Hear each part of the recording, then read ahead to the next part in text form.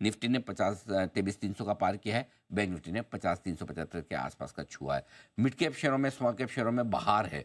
Mid cap index 1.25% से ज़्यादा मजबूत हो चुका है, तो स्मॉल कैप इंडेक्स 1.5%, इनफैक्ट अब लगभग 2% मजबूत होने की तैयारी में आपको स्मॉल कैप इंडेक्स नजर आएगा। तो चौतरफा खरीदारी का माहौल इस बाजार में दिख रहा है। ऐसे में एक और मिड कैप स्मॉल कैप तो नहीं कह सकता, हायर मिड से लार्ज कैप की तरफ वाला एक स्टॉक है, वो बड़े एक्शन में आ रहा है, और वो है वारी एनर्जी।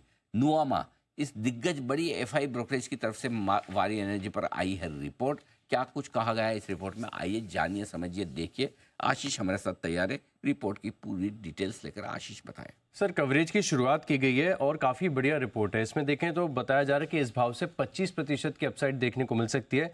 2,805 रुपये का टारगेट दिया है और इसके पीछे काफ़ी सारे तर्क हैं। एक तो बता रहे कि FY27 तक इनका जो कैपेसिटी एडिशन है, इससे एक बड़ा बेनिफिट देखने को मिल सकता है। साथ में जो मार्जिन है, इसमें भी आपको इंप्रूवमेंट देखने को नजर आएगा।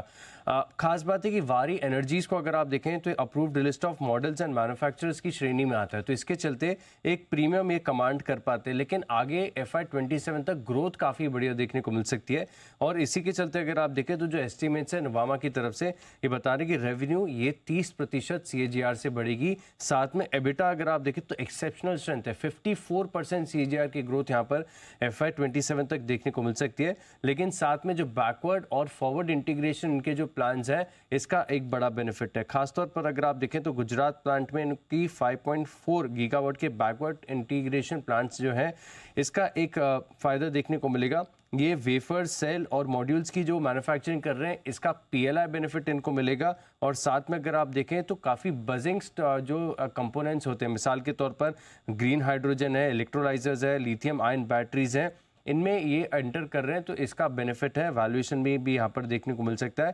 और इसी के चलते अगर आप देखें तो इन्होंने जो वैल्यूएशन दी है स्टॉक को, ये 24 टाइम्स EV एबिटा पर कर रहे हैं वैल्यू। यानी इस भाव से अगर आप देखें तो तकरीबन 25% की अपसाइड है वारी एनर्जीज में। ओके, वारी एनर्जीज 25% की अपसाइड यहाँ पर आपको नजर आएगी। एक बार जरा चार्ट्स पर भी राय ली जाए। बंसल जी बताएं सर।